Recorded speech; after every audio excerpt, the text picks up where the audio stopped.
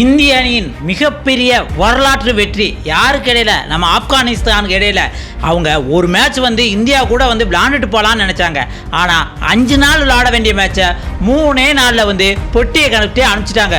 இதில் மிகப்பெரிய வரலாற்று வெற்றி என்னன்னா, இந்தியா ஆப்கானிஸ்தானுக்கு எதிராக இன்னிங்ஸ் மற்றும் 300 ரன் வித்தியாசத்தில் மிகப்பெரிய வெற்றியை பதிவு செஞ்சிருக்குன்னு தான் சொல்லலாம். ஏன்னா ஃபர்ஸ்ட் பேட்டிங் பிடிச்சி ஃபர்ஸ்ட் இன்னிங்ஸ் ஆடின இந்தியா ஆரம்பத்துல இருந்தே அதிரடி 2 செஞ்சுரி 3 ஹாஃப் செஞ்சுரி அப்படின்ட்டு 564 ரன் எடுத்து 8 விக்கெட் எடுத்து டிக்ளேர் பண்ணாங்க. இதுல செஞ்சுரி கேஎல் ராகுலும் சுப்மன் கில்லும் போட்டாப்ல.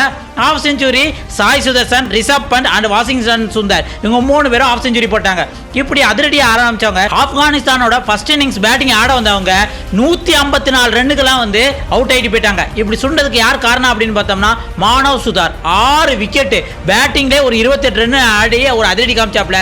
அதுக்கப்புறம் பவுலிங் வந்தவனே ஒரு பக்கம் அஸ்வினும் இல்ல, ஜடேஜாவும் இல்ல, எப்படா ஸ்பின் பவுலிங்ல கொடுக்க போறாங்க, டெபியூ வேற பண்றாப்ல மானவ் சுதார் அப்படின்னு பார்த்தோம்னா அதெல்லாம் நீங்க கவலைப்படாதீங்க. சுப்மன் கில் நம்பிக்கை வச்சாப்ல.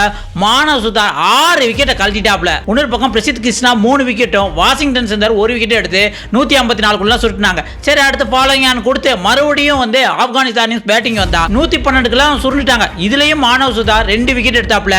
வாஷிங்டன் சுந்தர் 4 விக்கெட் எடுத்தாப்ல. இப்படின்ட்டு இந்தியன் பவுலர்ஸும் பேட்ஸ்மேன்ஸும் ஒன் பக்கமே இந்த கேமை இழுத்து கொண்டு போயிட்டாங்க.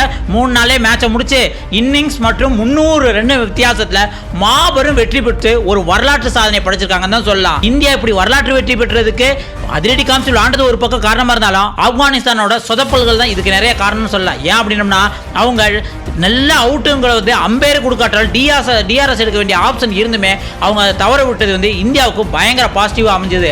அதனால தான் இந்த மேட்ச் 3 நாளுக்குள்ளே முடிஞ்சு போச்சு. இதை பத்தி நீங்க என்ன நினைக்கிறீங்க அப்படிங்கிறதையும், இந்தியாவோட இந்த வரலாற்று வெற்றிக்கு உங்களோட வாழ்த்துக்களையும் கமெண்ட்ஸ்ல சொல்லுங்க.